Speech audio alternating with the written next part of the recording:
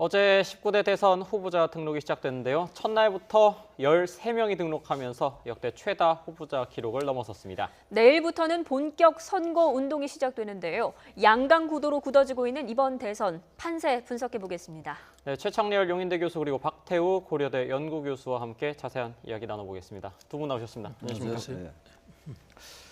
네, 대선 후보 공식 후보 등록이 시작이 됐습니다, 교수님. 근데 첫날에만 13명, 주요 정당 후보 5명 중에서 13명이나 등록을 했거든요. 네.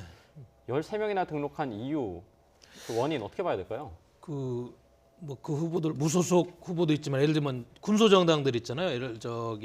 새누리당이라고 다시 만들었는데 그 조원진 의원이 탈당하고 거기 가서 등록했다든지 또 전 국정원장 했던 남재준 의원이 통일한국당이라고 무슨 조그만 정당이 있어요. 원내 의석이 없는 그 후보로 등록을 한다는 소문을 들었는데 했는지 모르겠어요. 등등 해가지고 저희들이 모르는 그런 조그만 정치 세력들이 있습니다. 특수한 지지 계층을 가진 그런 정치 세력들을 대표하는 분들이 아마 무소속이나 혹은 그런 조그만 정당의 이름을 끼고 등록을 안 했나 싶고, 특히 저 김선동 전 의원이죠. 그분은 과거에 저 지난번에 해산된 통합민주당인가, 진보통합당인가 이런 분들 대표해서 한 게 아닌가 이렇게 추측이 되고, 그리고 메이저 후보들 5명 외에도 각 특수한 세력들 사정이 있는 견고한 지지층을 가진 소그룹 대표하는 분들이 등록을 하고 또 어떤 분은 무소속으로 또 한 분도 있고 그러다 보니까 그렇게 되지 않았나 싶습니다. 네, 최 교수님, 이번에 박근혜 전 대통령 구속과 탄핵 정국 이후에 치러지는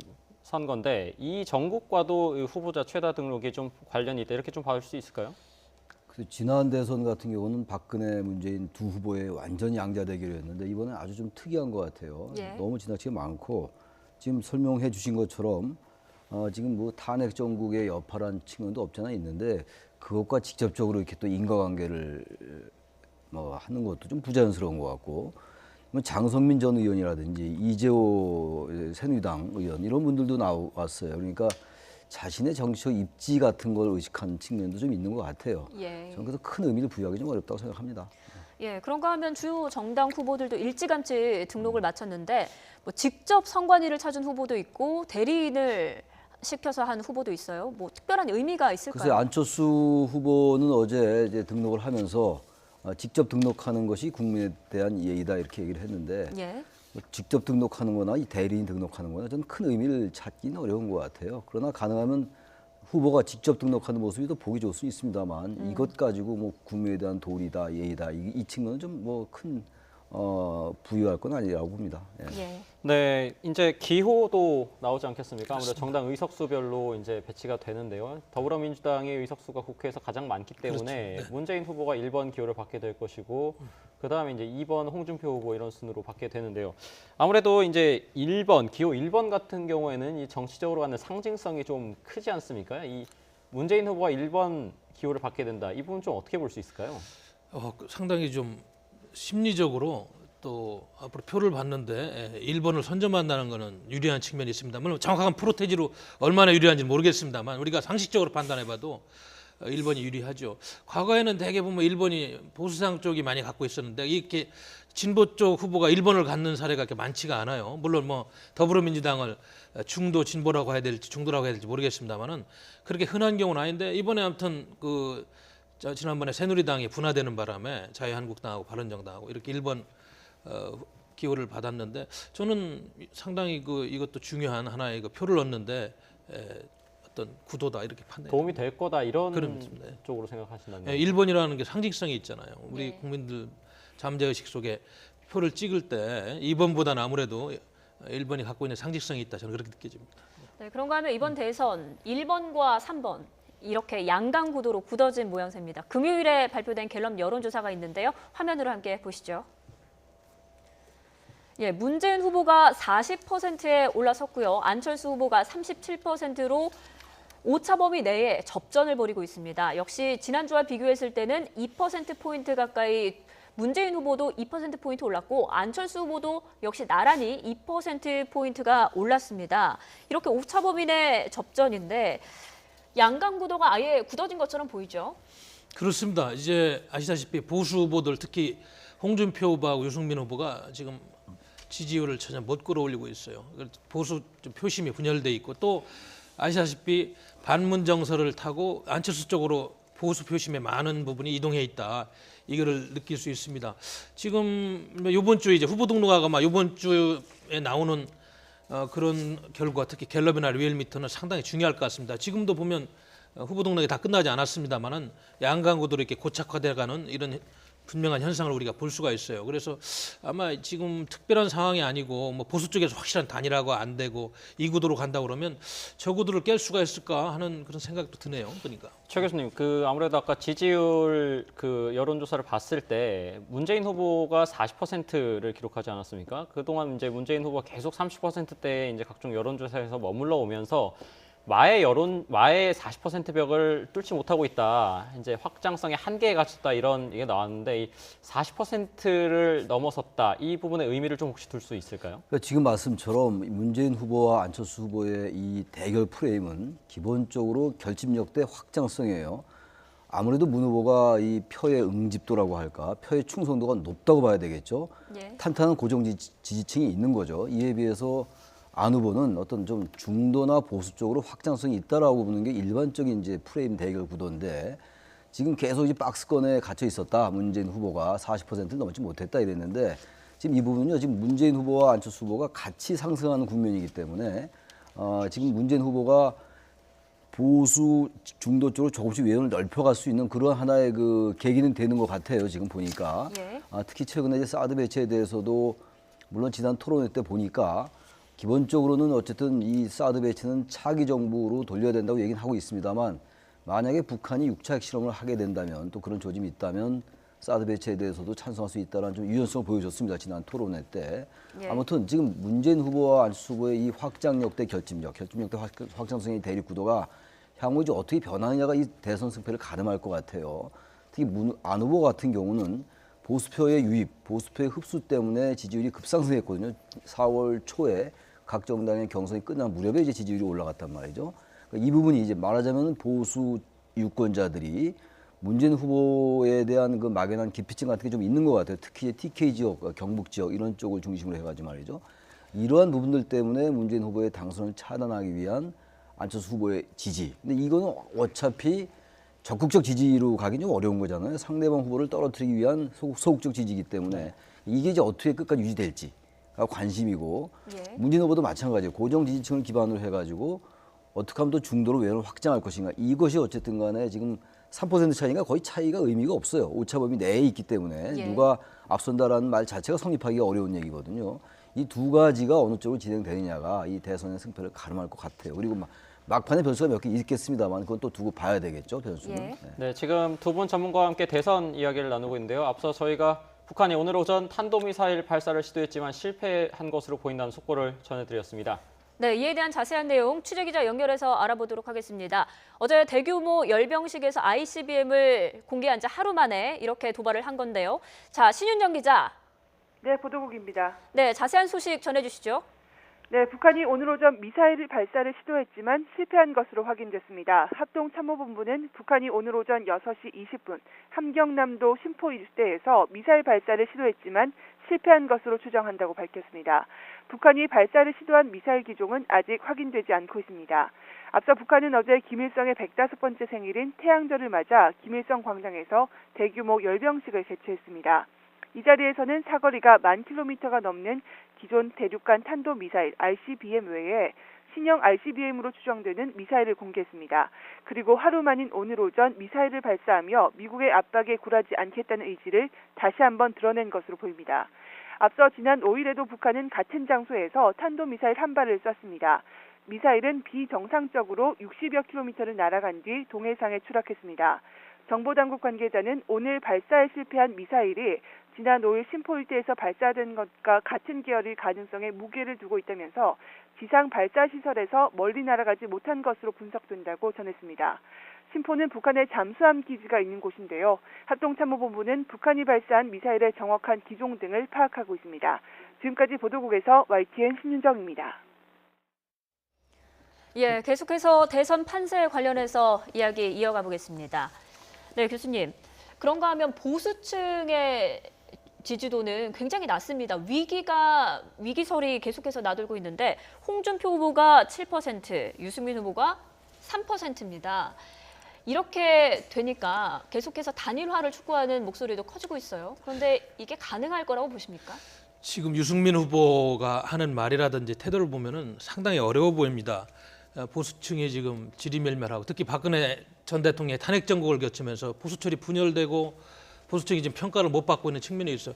더욱더 중요한 거는 과거의 프레임에서 나와서 보수가 지금과 같이 어려운 상황, 안보 상황도 지금 아까 조금 전에도 봤습니다만 북한에서 또 미사일을 발사하는 이런 어려운 상황에서 보수가 할 역할이 있고 보수 대선 후보들이 좀 더 치고 나가야 되는데 그런 걸 못하고 있어요. 그러다 보니까 여론이 더 안 모이고 있고 그나마 이제 유승민 후보가 있는 바른정당에서 그쪽에 있는 주요 세력들이 과연 홍준표 후보하고 합치려고 하는지 이 부분이 지금 퀘스천 마크인데 그 외에 예를 들면 아까도 말씀드렸듯이 뭐 군소 정당의 그 보수당들 있지 않습니까? 뭐 통일한국당이라든지 새누리당 이런 분들은 아마 홍준표 후보하고 합치려고 하는 그런 움직임이 좀 있는 것 같아요. 왜냐하면 너무 지금 지지율이 안 나오니까.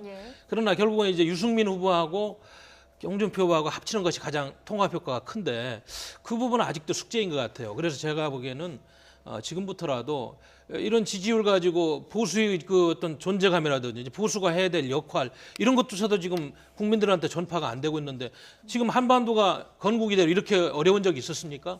대한민국 보수가 지금 역할을 해야 돼요. 이렇게 그냥 묻혀가지고 지리멸멸해가지고 큰 그 나라를 위한 그런 사명감을 상실하고 있는 게 아닌가 걱정이 됩니다. 이제 대선이 어떻게 보면 23일 남았습니다. 이 한반도 이제 안보 이슈라는 것이 뭐 하루아침에 바로 해결이 되는 것도 아니고 20여일 남은 기간 동안에도 안보 이슈가 계속해서 이제 꾸준히 제기될 걸로 볼 수가 있겠는데 그렇게 보면은 이 지금 양강 구도 속에 이제 답보 상태를 보이고 있는 보수 후보들 이 지지율 이 판세가 이번 안보 이슈와 관련해 가지고 어떻게 좀 변화가 있을 요인이 있을지 어떻게 보십니까? 어차피 지금 문 후보와 안 후보가 양강 구도고 홍준표 후보나 유승민 후보의 지지율은 좀 미미하고 미약하잖아요. 저는 이 구도가 그대로 갈 거라고 봐요. 그래서 다른 안보 변수가 생긴다 하더라도 홍준표 후보나 유승민 후보가 안 후보나 문 후보 수준으로 온 것은 뭐 현재 단계에서는 거의 불가능에 가깝다고 단일화를 보는 하더라도 것이고, 혹시라도 단일화 하더라도 저는 그런 의미가 크지 않으리라고 보고 특히 이제 단일화 얘기는요. 홍 후보나 홍 후보나 유 후보 두 사람이 다 부인하고 있기 때문에 현실적으로 불가능해 보이고 특히 유승민 후보 입장에서 볼 때는 만약에 차라리 유승민 후보가 안철수 후보와의 단일화는 논리를 어떻게 펼 수가 있어요. 이러이러한 이유 때문에 단일화하겠다라고 할 수 있는데 말하자면 중도와 이제 중도 보수와의 연대다 이렇게 얘기할 수가 있는데 지금 유승민 후보의 논리 전개에 의하면 홍준표 후보는 사실상 거의 지금 유승민 후보는 홍 후보를 사실상의 적폐 세력으로 보는 것 같아요. 논리를 볼 때. 따라서 단일화의 명분이 없다라는 거예요. 유승민 후보가 얘기하기를.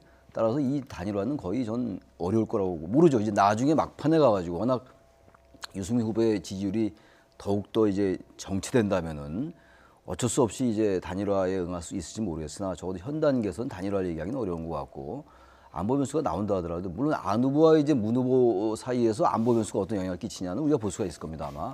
지금 안철수 후보는 아무튼 보수층의 어떤 지지에 기반해서 지지율이 올라간 것이기 때문에 이 지금 미사일 뭐 발사해서 실패했다고 그러는데 아무튼 지금 한반도를 둘러싼 이 국제 정세는 굉장히 급변하고 있는 상황이고 긴장이 고조되고 있는 것만은 분명하거든요. 단지 이러한 것들이 이 대선 이제 뭐 후보 등록 오늘 끝나면 이제 시작되는 건데 이 대선 전체에 어떤 급격한 어떤 그 변화를 초래한다든지 결정적인 변수가 될 가능성은 좀 낮아 보여요. 언제부턴가 이른바 북풍이라는 거 안보 변수가 보수 정당에게 계속 유리해 왔던 구도가 2010년도 천안함 폭침됐을 때에도 그때도 야당이 지방선거에서 이겼거든요. 그런 걸 볼 때는 반드시 안보 변수가 보수 쪽의 후보에게 물론 뭐 안철수 후보를 보수 후보라고 우리가 단정할 수는 없겠으나 유리하다고만 단정하기 좀 어려울 것 같아요. 그런데요, 지금 저희들이 참 조심해야 될 게 반기문 전 유엔 사무총장도 물론 뭐 낙마했습니다만은 한반도 주변 정세 유엔 사무총장으로 10년간 밖에서 보니까 대한민국이 지금 준전제 상태다, 휴전 상태 아닙니까? 우리가 잊고 사는 거예요. 너무 오랫동안 6.25 이후에 큰 전쟁이 없다 보니까 이런 상황에서 이런 상황 정도 되면은 누구 후보한테 뭐 유불리를 떠나 이런 문제가 아니에요.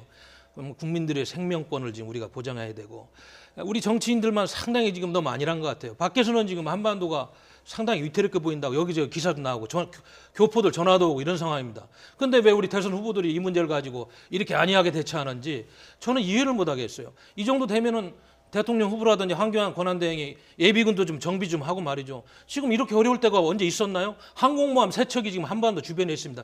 그런데 북한은 중국에서 이렇게 경고를 하는데도 또 미사일을 쐈어요.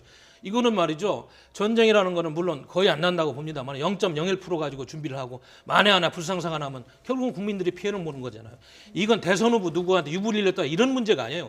우리 국민들, 우리 대한민국이 사는 문제이기 때문에 정말 후보들이 저렇게 하면 안 됩니다. 정말 경각심을 가져야 된다고 봅니다. 네, 일단 지금까지 뭐 지지 여론조사 관련해가지고 이야기를 좀 나눠봤는데 아무래도 양강 후보들에게 좀 초점을 맞춰보겠습니다. 두 후보들 사이에 뭐 네거티브에 가까운 지금 검증 공세가 계속되고 있는데요. 문재인 후보 같은 경우에는 뭐 아들의 취업 특혜 의혹 계속 뭐 사그라들지 않고 있습니다. 뭐 제2의 뭐 정유라 이런 얘기까지 나오고 있는 상황인데요. 뭐 특히 문재인 후보 측에서는 뭐 법적 대응을 하겠다 이렇게 뭐 강력하게 대응하겠다는 방침을 밝혔는데 의혹이 사그라들지 않는 것을 보면 어떻게 대응 전략의 수정이 좀 필요하다 이렇게 볼 수 있을까요? 그래서 문재인 후보 아들 특혜 의혹은요, 저는 더 이상 거론되지 않을 공산이 커요. 왜 그러냐면 그 논란의 핵심이 한국고용정보원에 이미 취직이 된 다음에 문 후보 아들이 그런 다음에 이력서를 제출했다라는 거거든요. 어떻게 상식적으로 볼 때 이미 취직이 완료됐는데 채용이 끝났는데 어떻게 이력서를 내느냐라는 문제 제기에서 비롯된 거거든요. 예. 그러나 지금 이 하나의 그 팩트 체크라는 측면에서 본다면 사실관계를 확인한다는 측면에서 볼 때 한국고용정보원은 문재인 후보 아들뿐만이 아니라 그 전에도 취직이 된 다음에 완전히 그 고용이 끝난 다음에 이력서를 내는 경우가 굉장히 많아요. 그래서 이 자체는 더 이상 좀 논란의 여지가 별로 없다고 봐요. 단지 이제 다른 후보 진영에서 이 문제를 계속 제기하고 있는 거죠. 이제 그 문제를 정유라까지 연결시키는데 그건 논리의 비약이라고 저는 봅니다. 그래서 이 특혜 의혹은 뭐 선거 때까지 계속 나오긴 하겠으나 이것이 그렇게 결정적으로 문 후보에게 타격을 주는 그런 변수를 작용하지 저는 않을 것 같아요. 일단. 네. 그렇다면 안철수 후보는 어떻습니까? 아내 김미경 교수에 대한 의혹이 계속해서 나오고 있고 또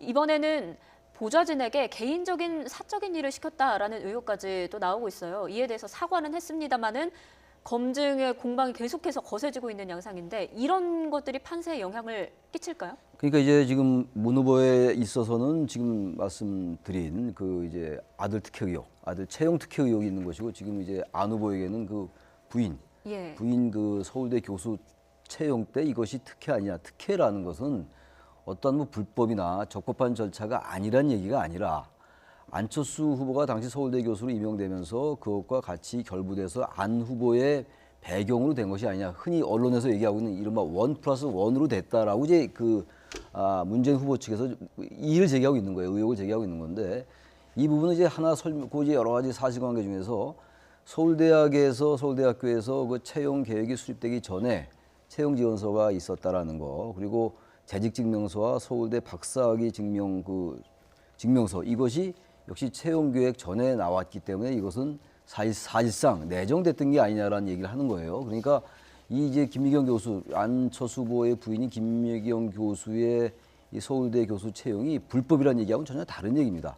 그런데 이 부분도 어쨌든 계속 특혜 의혹으로 이 문 후보 측에서 제기할 공산이 커요. 다른 정당도 마찬가지입니다. 지금 문 후보나 안 후보 얘기는 지금 자유한국당에서도 상당히 의혹을 제기하고 있는 부분이고 또 특히 이제 최근에 문제된 것이 2015년도에 그 안철수 의원 시절에 지금도 물론 의원입니다. 사퇴한다고 했습니다만 그때 이제 김미경 교수가 그 부인이 그 보좌진에게 사적인 문제를 시켰다라는 거예요. 사적인 것들. 사과까지 했다라는 것은 사과는 어느 정도 했는데 사실을 인정했다 이렇게 볼 수도 있는 인정한 건가요? 거죠. 인정했고 그건 뭐 거의 그 안철수 후보가 보좌진에게 보낸 문자도 나왔잖아요. 근데 이 부분은 좀 논란이 될 수 있을 것 같아요. 어떤 점에서 공과 사가 구분이 안 되는 것이고 우리 사회에서 지금은 좀 지났습니다만 얼마 전까지만 해도 한국 사회에 이른바 갑질 논란 같은 게 있었잖아요.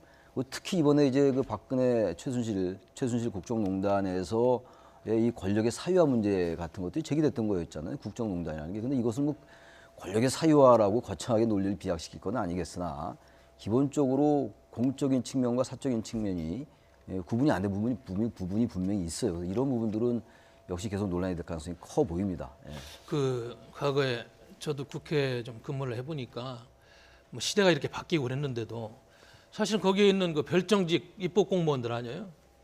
의회 업무를 보고 국회에 관련된 업무 또 지역구 업무를 보라고 했는데 의원들 개인적인 심부름 한다든지 이런 경우가 종종 있는 걸 보고 그것이 아직도 안 없어졌다. 근데 그게 공교롭게도 대통령 후보의 양강구도를 형성하고 있는 안철수 의원실에서 그랬다. 그래서 문제가 되는 거 아니겠어요? 그 중에서도 예를 들면 뭐 열차표를 예매를 시켰다든지 또 뭐 인감증명서를 뭐 저기 부인 걸 떼었다든지 장을 봤다든지 이런 이제 이야기들이 뭐 큰 건 아닙니다만은 엄격하게 따지면 우리가 김영란법도 만들고 투명한 공직사회 공과 사를 구분하는 걸 보면 이제는 없어야 될 것 같고요. 아까 우리 교수님 말씀하신 그 문재인 후보 그 아들 취업 의혹 이런 거는 2012년 10월에 그 당시 이제 새누리당 김성태 의원도 이야기하고 2012년에 김상민 의원인가 이런 분들 이야기했으면 얼마 전에는 또 국민의당의 주승용 의원도 이 문제를 제기했어요.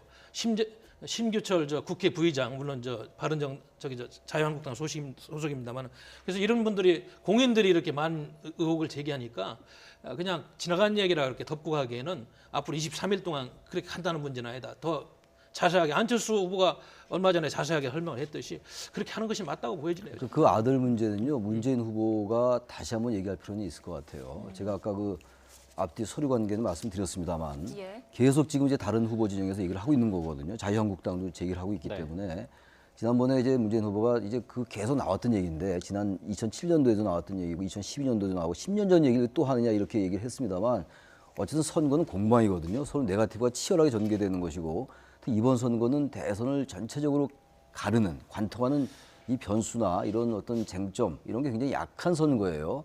그러다 보니까 이제 앞으로 또 23일 동안 여러 가지 변수가 나오겠습니다만 이 네거티브가 상당히 변수가 될 수가 있어요.